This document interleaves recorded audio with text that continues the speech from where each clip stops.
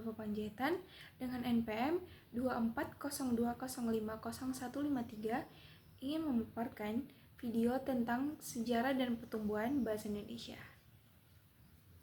Sejarah pertumbuhan bahasa Indonesia. Bahasa Indonesia memiliki akar sejarah yang panjang dan kompleks. Berawal dari bahasa Melayu yang kemudian bertransformasi menjadi bahasa nasional yang dikenal saat ini. Perkembangan melibatkan berbagai faktor historis, budaya, dan politik yang membentuk identitasnya. Akar historis dari bahasa Melayu. Asal mula bahasa Indonesia dapat ditelusuri dari bahasa Melayu yang menjadi lingua franca atau bahasa perhubungan di Nusantara sejak berabad-abad lalu. Bahasa Melayu telah digunakan hampir di seluruh Asia Tenggara sejak abad ke-7. Bahasa Indonesia berasal dari rumpun bahasa Austronesia yang merupakan salah satu kelompok bahasa yang terbesar di dunia. Mencakup bahasa-bahasa yang digunakan di berbagai pulau di Pasifik dan Asia Tenggara. Pada zaman Kerajaan Sriwijaya, bahasa Melayu dipakai sebagai bahasa kebudayaan dan menjadi medium untuk buku-buku pelajaran agama Buddha. Pentingnya bahasa Melayu semakin meningkat ketika menjadi bahasa perdagangan dan komunikasi antar berbagai kelompok etnis di Nusantara, berfungsi sebagai lingua franca di kawasan Melayu. Penyebaran bahasa Melayu di seluruh pelosok Nusantara juga tidak terlepas dari penyebaran agama Islam di wilayah ini. Bahasa Melayu diterima dengan mudah oleh masyarakat Nusantara karena karakteristiknya yang tidak mengenal tingkat tutur, sehingga menjadi bahasa perhubungan yang efektif antar pulau, antar suku, antar pedagang, antar bahasa, dan antar kerajaan. Pengaruh kolonial dan transformasi. Periode kolonial membawa pengaruh signifikan terhadap perkembangan bahasa di Nusantara. Pada masa penjajahan, bahasa-bahasa Eropa seperti Portugis, Belanda, dan Inggris turut mempengaruhi bahasa Melayu. Pengaruh ini terlibat dalam penambahan kosakata baru dan penyesuaian dalam struktur bahasa. Bahasa Belanda sebagai bahasa penjajah terlama memberikan kontribusi yang cukup besar dalam kosakata bahasa Indonesia yang digunakan hingga saat ini. Perkembangan bahasa Melayu di wilayah Nusantara turut mempengaruhi dan mendorong tumbuhnya rasa persaudaraan dan kesatuan bangsa Indonesia. Komunikasi antar perkumpulan pada masa pergerakan nasional juga menggunakan bahasa Melayu sebagai medium utama. Lahirnya bahasa Indonesia.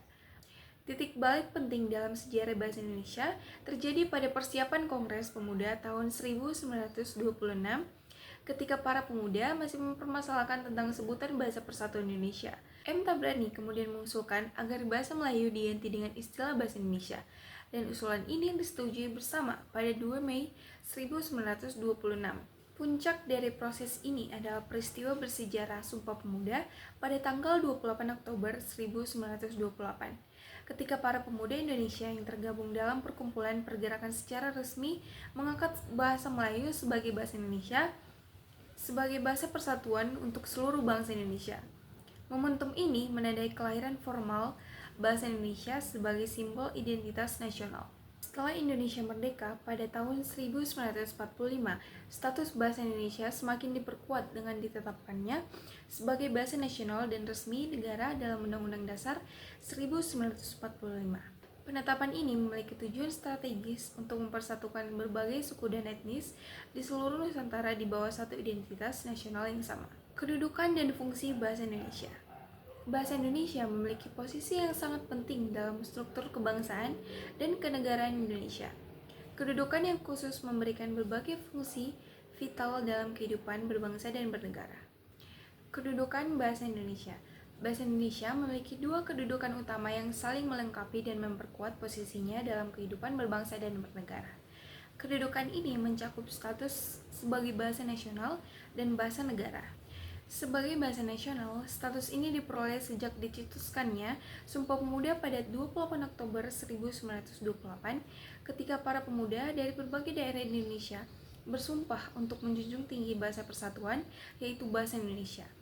Kedudukan ini memberikan bahasa Indonesia posisi istimewa sebagai simbol identitas dan kebanggaan nasional yang mengatasi identitas, kesukuan, dan kedaerahan. Kedudukan kedua bahasa Indonesia adalah sebagai bahasa negara, yang secara resmi dikukuhkan dalam Undang-Undang Dasar 1945 Pasal 36.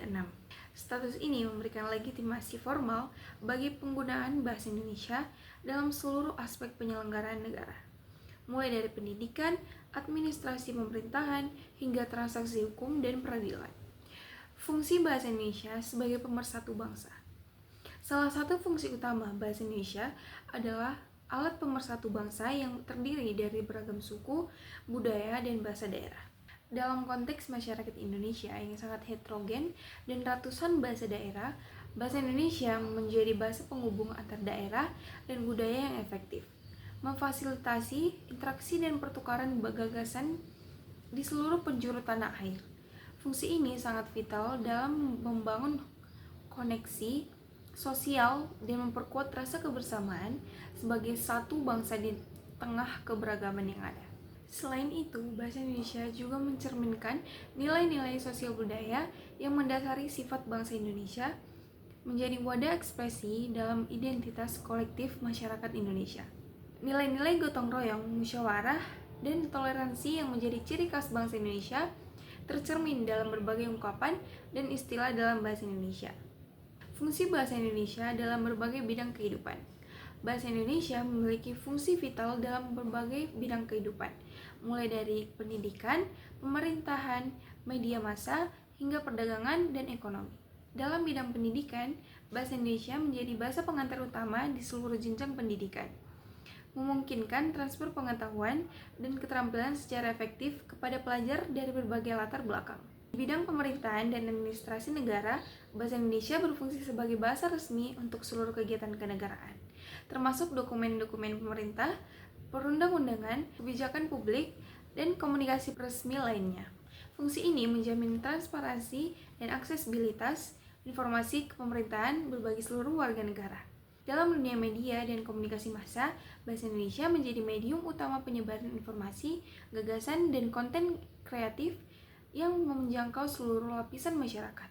Fungsi ini semakin diperkuat dengan perkembangan teknologi informasi yang memungkinkan diseminasi konten berbahasa Indonesia secara lebih luas dan cepat. Ragam dan laras bahasa Indonesia.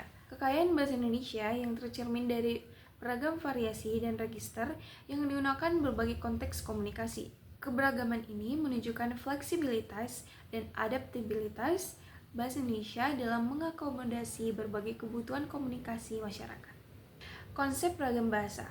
Dalam Kamus Besar Bahasa Indonesia atau KBBI, ragam bahasa diartikan sebagai variasi berasal menurut pemakaiannya, topik yang dibicarakan, hubungan pembicara dan teman bicara, serta medium pembicaraannya. Konsep ini menunjukkan bahwa bahasa Indonesia tidak monolitik, melainkan memiliki berbagai variasi yang disesuaikan dengan konteks penggunaannya. Dalam berkomunikasi, penggunaan ragam bahasa yang perlu diperhatikan 4 aspek penting: situasi yang dihadapi, permasalahan yang dihendak disampaikan, latar belakang pendengar atau pembaca yang dituju, dan medium atau sarana bahasa yang digunakan. Dari keempat aspek tersebut, aspek situasi dan medium bahasa mendapat penekanan lebih dalam penentuan ragam bahasa yang digunakan. Ragam bahasa berdasarkan situasi pemakaian. Berdasarkan situasi pemakaiannya, ragam bahasa Indonesia dapat dibagi menjadi 3 kategori utama: ragam bahasa formal, ragam bahasa semi-formal, dan ragam bahasa non-formal. Setiap ragam memiliki karakteristik yang konteks penggunaan yang berbeda. Ragam bahasa formal memiliki beberapa kriteria yang harus dipenuhi agar dianggap resmi dan baku. Kriteria tersebut meliputi kemantapan dinamis dalam pemakaian kaidah sehingga tidak kaku tetapi tetap luas. Penggunaan bentukan kata secara lengkap tanpa penyingkatan. Penggunaan imbuhan atau fiksasi secara eksplisit dan konsisten. Serta penggunaan ejaan yang baku pada ragam bahasa tulis dan lafal yang baku pada ragam bahasa lisan. Pembedaan antara ragam formal, semi-formal, dan non-formal dapat diamati dari beberapa hal, yaitu pokok masalah yang sedang dibahas, hubungan antara pembicara dan pendengar, medium bahasa yang ditunjukkan, atau lisan atau tulisan, dan area atau lingkungan di mana komunikasi berlangsung. Laras bahasa dalam konteks penggunaan. Laras bahasa atau register merupakan variasi bahasa yang berkaitan dengan bidang atau konteks penggunaan tertentu. Laras bahasa mencakup kosakata khusus, struktur, dan gaya yang sesuai dengan bidang tertentu, seperti laras bahasa hukum, laras bahasa jurnalistik, laras bahasa ilmiah, laras bahasa sastra, dan sebagainya. Setiap laras bahasa memiliki karakteristik yang khas yang dapat membedakan dari laras lain. Misalnya, laras bahasa hukum cenderung menggunakan struktur kalimat yang kompleks dan terminologi teknis yang spesifik. Sementara laras bahasa jurnalistik lebih menekankan pada kejelasan, kepadatan informasi, dan daya tarik bagi pembaca umum. Sekian video dari saya ucapkan terima kasih dan sampai jumpa.